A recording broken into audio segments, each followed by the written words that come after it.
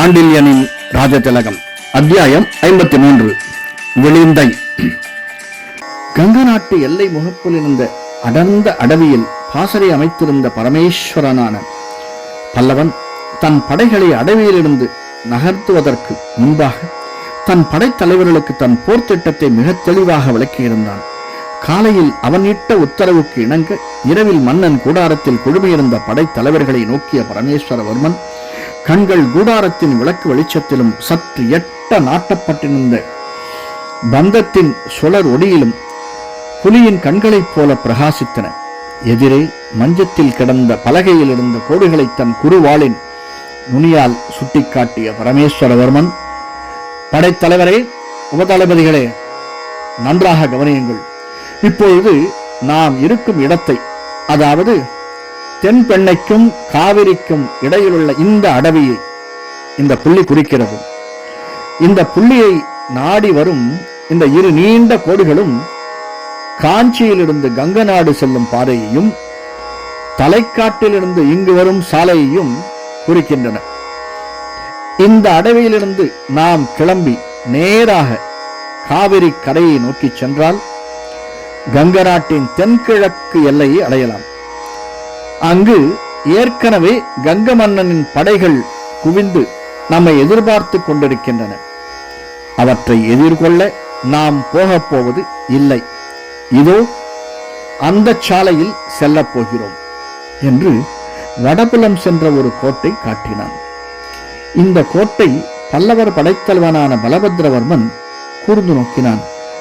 அப்படியானால் விளிந்தை சென்று எதிரி பின்பக்கத்தில் தாக்கப் போகிறீர்களா என்று வினவும் செய்தான். இல்லை, நேராக வடபுலம் செல்லப் போவதில்லை. விளிந்தை இங்கிருந்து வடமேற்கில் இருக்கிறது. நம்முடைய எதிர்ப்பை கங்கன் தென்மேற்கில் எதிர்பார்ப்பதால் வடமேற்கில் அவன் படைகள் சிறிதளவே இருக்கின்றன. அந்த படைகளை முதலில் முறியடித்தால் கங்கன் வடமேற்றில் திரும்பி வருவான். அவனுக்கும் விளிந்தைக்கும் இடையில் காவிரி ஆறு இருக்கிறது. இந்த கோடையில் அந்த நீரும் இல்லை. மணல் பகுதியில் கங்கன் படைகள் இறங்கி வரவேண்டி இருக்கும். நாம் காவிரியின் கரையில் விளிந்தையில் இருப்போம். மணலில் வரும் படையினர் மீது நமது வில்லவரின் அன்புகள் சரமாரியாக பாயும்.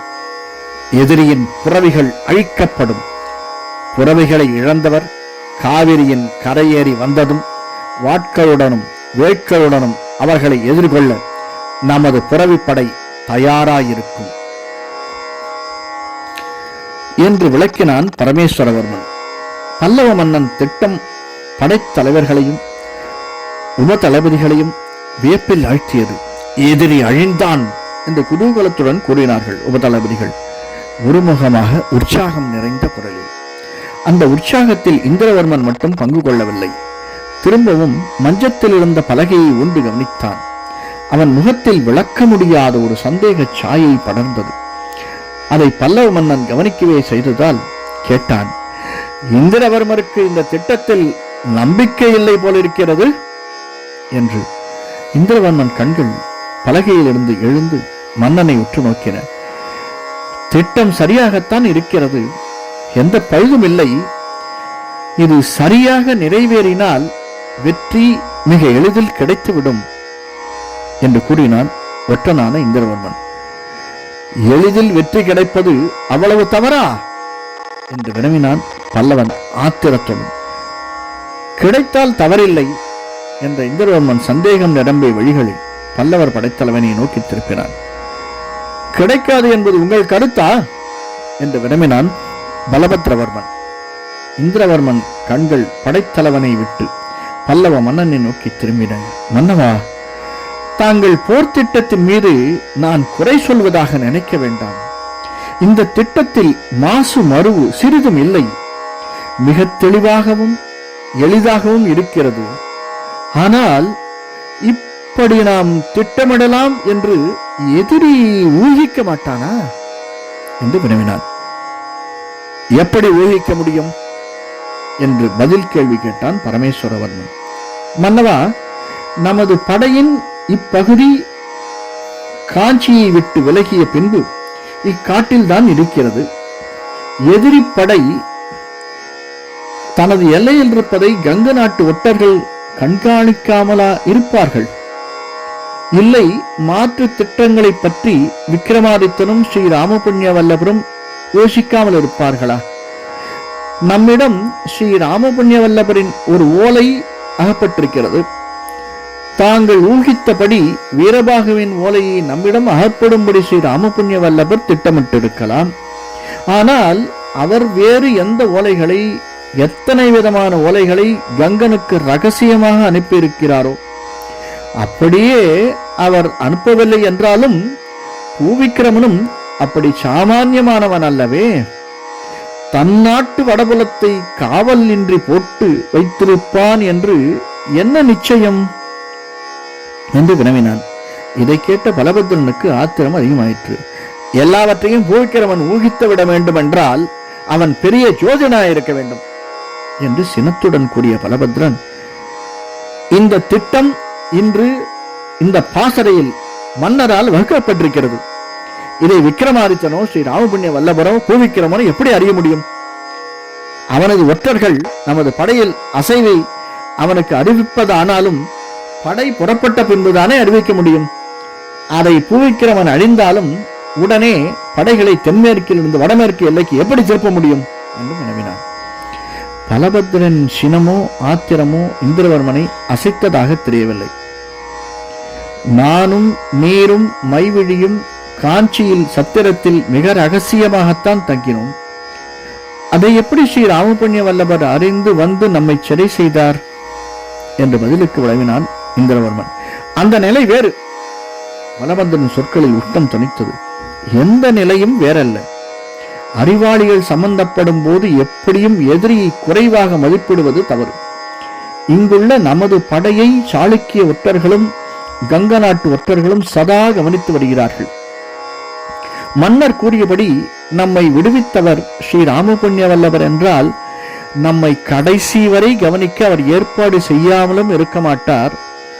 வீரபாகுவின் ஓலை என்ன பயனை அளித்திருக்கிறது என்பதை உணர ஒற்றர்களை ஏவாமலும் இருக்க மாட்டார் என்று கூறினான் இந்திரவர்மன். அப்படியானால் உமது யோசனைதான் என்ன என்று வினவினான் மன்னன். இந்த படையெடுப்பை சற்று தாமதிப்பது நல்லது.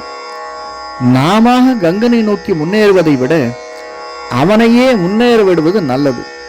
இடைக்காலத்தில் மன்னர் உத்தரவு கொடுத்தால் கங்க நாட்டின் விவகாரத்தை நானே சென்று கண்காணிக்கிறேன் என்றான் இந்திரவர்மன். பல்லவ மன்னன் இந்திரவர்மனை கூர்ந்து நோக்கினான். இந்திரவர்மரே, வேவு பார்ப்பது வேறு, போராடுவது வேறு. எதிரிகள் அறிவாளிகளாயிருக்கலாம். அதற்காக நமது படைபலத்தை குறைவாக மதிப்பிடுவது தவறு. தவிர போரில் எதிர்பாராத தாக்குதல் தான் பயனளிக்கும். நமது திட்டத்தை எதிரியை உணரவிட்டு பிறகு படைகளை நடத்துவது பெரிய நாசத்தை விளைவிக்கும். தவிர சதா எதிரிக்கு பயப்பட்டு பதுங்கியிருப்பதும் பல்லவர் வீரத்திற்கு சான்றாகாது. எப்படியும் படைகள் புறப்பட ஒரு வாரம் இருக்கிறது. அதற்குள் நீங்கள் பார்க்கிற வேவை பார்த்து விடுங்கள். ஒழுங்கான திட்டமான காரணங்கள் காட்டப்படுமானால் இந்த திட்டத்தை ஒத்தி போடுவோம். இல்லையேல் இன்றிலிருந்து 8வது நாள் நமது படைகள் விழுந்தையை நோக்கி நகரும் என்று திட்டவட்டமாக கூறினான். அத்துடன் மந்திராலோசனை முடிந்துவிட்டதற்கு அறிகுறியாக தனது ஆசனத்திலிருந்து எழுந்திருக்கவும் செய்தான். பலபத்திரனும் மற்ற உப தளபதிகளும் மிகுந்த உற்சாகத்துடன் எழுந்தார்கள். அவர்கள் கண்கள் இந்திரவர்மனை இகழ்ச்சியுடன் நோக்கின. அவர்கள் கருத்துக்களை பற்றி சிறிதும் கவலைப்படாத இந்திரவர்மன் நேராக தனது கூடாரம் சென்று தனது ஒற்றர்களில் 4 அழைத்துக் கொண்டு அன்றிரவே புறப்பட்டான் கங்கநாடு தென்திசை நோக்கி. இந்திரவர்மனும் மற்ற 4 பலவிதமான வேடங்களை போட்டுக்கொண்டு கங்க மன்னன் படைகளை குவிந்து கிடந்த இடத்திற்கு அருகிலிருந்த கிராமங்களில் மறைந்து அங்குமிங்குமாக விசாரித்தார்கள். ஆனால் கங்கன் படைகள் இருந்த இடத்தை விட்டு நகர்ந்ததாக தெரியாததால் 6வது நாளில் இரவில் திரும்பவும் பல்லவன் பாசறை அடைந்தார்கள். அடவியை அடைந்த இந்திரவர்மன் நேராக மன்னனிடம் சென்று கங்கன் படைகள் நகரவில்லை என்று அறிவித்தான். மன்னன் மெல்ல நகைத்தான். உடனிருந்த தளபதியும் உப தளபதிகளும் நகைத்தார்கள். ஆனால் இந்திரவர்மன் மனதில் மட்டும் ஏதோ ஓர் அவநம்பிக்கை இருந்து கொண்டே இருந்தது. அதை வெளிக்காட்டுவதில் பயனில்லை என்பதால் மேற்கொண்டு அவன் பதில் ஏதும் சொல்லாமல் மற்றவர்களின் இகழ்ச்சியையும் நகைப்பையும் பொறுத்து கொண்டான். மன்னனின் திட்டப்படி 8வது நாள் இரவில் படைகள் நகர்ந்தது விளிந்தையை நோக்கி. அங்கிருந்து விளிந்தை 2 நாள் பயணத்தில் இருந்தது. பயணம் முடிந்து காவிரி கரையை அடுத்திருந்த விளிந்தையை அடைந்தபோது இந்திரவர்மனை நோக்கி நகைத்த உப தளபதிகள் அதிர்ச்சி அடைந்தார்கள்.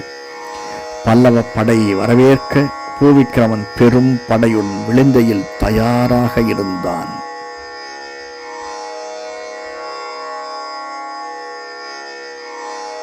நன்றி. இந்த காணொளி பிடிச்சிருந்ததுன்னா லைக் பண்ணுங்கள், சப்ஸ்கிரைப் பண்ணுங்கள், ஷேர் பண்ணுங்கள். வணக்கம்.